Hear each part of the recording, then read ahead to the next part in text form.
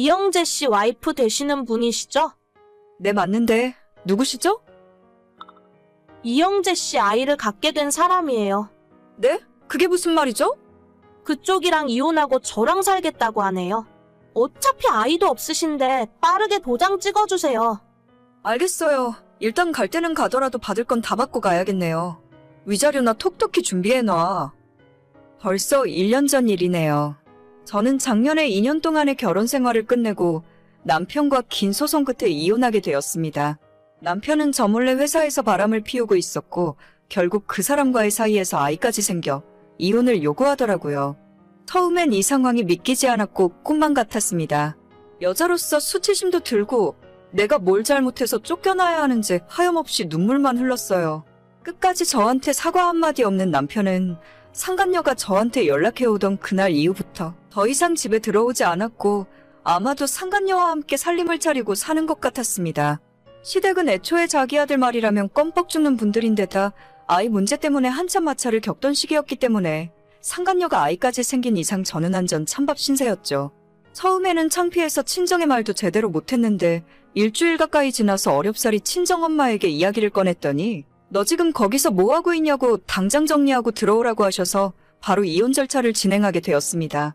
대놓고 저를 기만하고 바람을 핀 것도 모자라 상간녀와 애까지 생긴 이 마당에 제가 곱게 도장 찍고 나가줄 이유는 전혀 없었고 남편과 겨우 2년 살았지만 재산분할과 양쪽 바람 피운 두 놈들에게 위자료까지 톡톡히 청구했어요. 야, 너 끝까지 이럴 거야? 옛날 같았으면 애 안 낳는다고 했을 때 진작 소방 맞고 집에서 쫓겨났어. 마지막까지 추잡하게 굴지 말고 빨리 도장 찍고 사라져. 제가 왜요, 어머니? 제가 언제 애 안 낳겠다고 한 적 있어요? 지금은 상황이 여유가 없으니까 딱 2년만 더 있다가 갖겠다고 말씀드렸잖아요. 그게 어디 네 마음대로 되는 일이니? 2년 후면 너도 나이가 34인데 그때 가서 애를 낳을 수 있을지 없을지 네가 어떻게 장담해? 됐으니까 어디 너 하고 싶은 대로 해봐. 네가 달라는 그 돈 받을 수 있나 어디 두고 보자. 하지만 심호의 바람과는 달리 법은 당연히 제 편이었고 저와 저희 쪽 변호사가 요구했던 금액대로 다 보상을 받고 나올 수 있었어요. 남편의 상간녀는 27살에 사회생활 시작한 지 얼마 안 된 상황이었기 때문에 제가 달라고 했던 위자료 3천만 원을 준비하기 힘들었을 거예요. 나중에 듣기로는 전부 시댁에서 내줬다고 하던데 그만큼 손주가 급하긴 급한 모양이었나 봅니다. 이혼한 마당이지만 전 남편 이야기를 하자면 아는 지인의 소개로 만났고 180이 훌쩍 넘는 훤칠한 키에 30대 중반이라곤 보이지 않을 정도로 깔끔한 동안의 얼굴이에요. 성격도 조용하고 술, 담배도 즐기지 않아서 남편으론 딱이다 생각해서 결혼까지 하게 됐었죠. 하지만 결혼하고 나니 남편의 성격이 완전 마마보이인데다가 시어머니의 괴팍한 성격은 정말이지 숨도 못 쉬게 저를 괴롭히고 압박을 하더라고요. 시모는 완전 생각 자체가 옛날 분이라서 며느리는 이 집안의 종이라고 생각하시는 분이고 시어머니 말씀은 하늘이고 저는 남편과 시댁에 납작 엎드려야 하는 사람이라고 하셨습니다. 그런 집안에서 유일한 아들로 온 식구들의 관심을 독차지하면서 자랐던 남편은 모든 주변 사람들이 자기한테 잘해주는 것을 당연하게 여기고 고마워할 줄도 모르는 사람이었죠. 결혼 생활 자체가 너무 힘들어서 포기하고 싶었지만 남편을 사랑하는 마음 하나로 2년이나 버티고 살았습니다. 참고로 그 와중에 6개월 정도는 시어머니가 교통사고를 당하셔서 허리랑 다리를 수술하시는 바람에 제가 그 병수발까지 다 들었어요. 물론 저는 전업주부도 아니었고 회사 다닐 거 다 다니면서 제 시간 쪼개서 시어머니 병원을 오가며 수발을 들었습니다. 제 결혼 생활 막판에는 왜 빨리 손자 낳아주지 않냐고 어찌나 난리를 피우던지 지금 애 낳기엔 집안 형편이 안 될 것 같아서 딱 2년만 미루겠다고 하던 사이에 남편이 밖에서 사고를 치는 바람에 일사천리로 이혼까지 가게 된 상황이었죠. 그리고 받을 거 다 받고 남편과 끝내 남남으로 갈라서게 되는 날 그 얄미운 상간녀에게 또다시 연락이 오더라고요. 어머, 죄송해요. 제가 뺏으려고 그런 건 아니었는데. 괜찮아요. 기왕 이렇게 된 거 그 집 며느리로 한번 잘 살아봐요. 저는 받을 돈 다 받고 나가니까 새 출발하면 그만이죠. 그래요. 큰돈 벌어서 좋으시겠어요. 저 같으면 쪽팔려서 돈 달라 소리도 못했을 것 같은데. 쪽팔릴 게 있나요? 돈은 받고 나가야지. 아무튼 그 집에서 며느리로 사는 게 생각만큼 쉽진 않을 거예요. 뭔가 조언이 필요하면 언제든지 물어봐요. 선배로서 이야기해줄 수 있는 건 해줄 테니까. 제 앞길은 제가 알아서 해요. 쫓겨나는 주제에 무슨 말이 그렇게 많아요. 그 못된 것이 끝까지 제 속을 긁으려고 하더라고요. 하지만 이미 이렇게 된 마당에 차라리 잘 됐다 싶었습니다. 처음에는 슬프고 힘들었지만 이젠 제 인생의 두 번째 기회라고 생각하고 당당하게 잘 지내는 모습을 보여주는 것이 복수하는 길이란 생각으로 더 잘 먹고 열심히 일하면서 잘 살고 있었죠.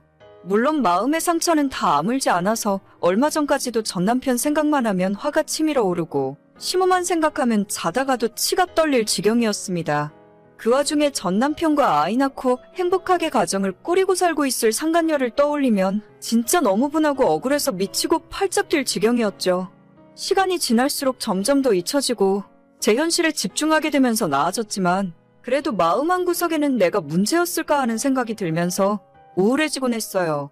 하지만 얼마 전에 뜻밖의 연락을 받고 그 뒤로부터는 두 다리를 쭉 뻗고 편하게 자고 있습니다.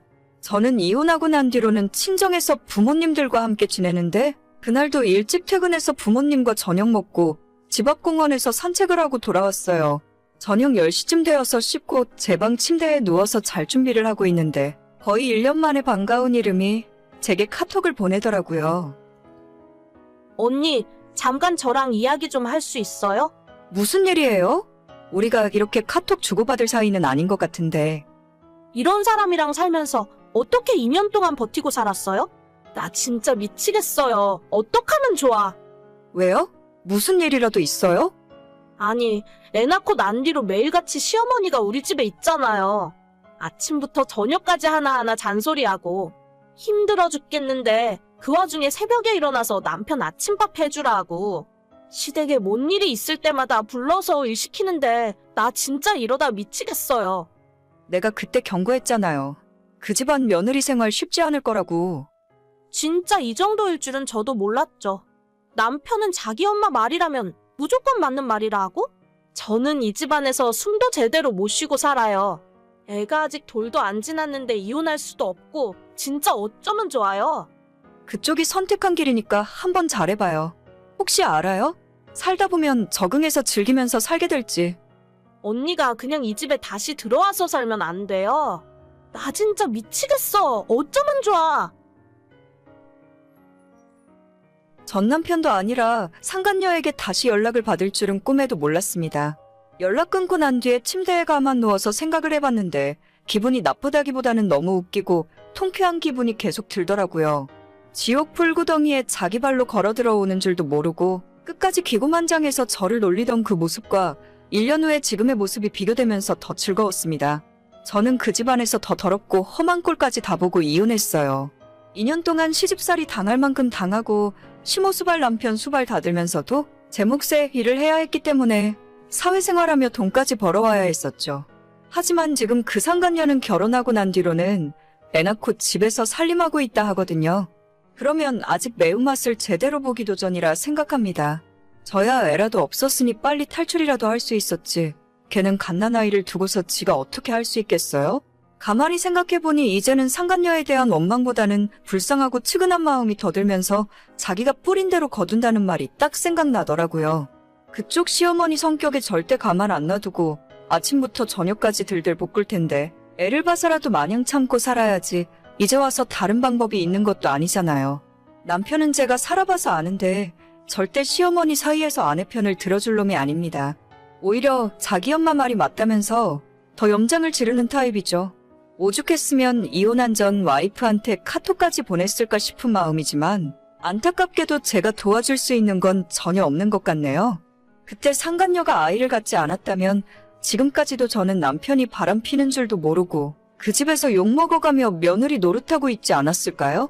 평생 비슷비슷한 놈들끼리 얼굴 붉히면서 지지고 볶고 행복하게 살았으면 좋겠어요. 저도 이제는 두 발 쭉 뻗고 사이다를 마신 기분으로 살아갈 수 있을 것 같습니다. 이젠 너무 고마운 마음뿐이고 선물처럼 얻게 된 두 번째 인생을 충실하게 살아야겠어요. 오늘의 사연은 여기까지입니다. 구독과 좋아요, 알림 설정은 정말 많은 힘이 됩니다. 다들 행복하시고 좋은 하루 되세요.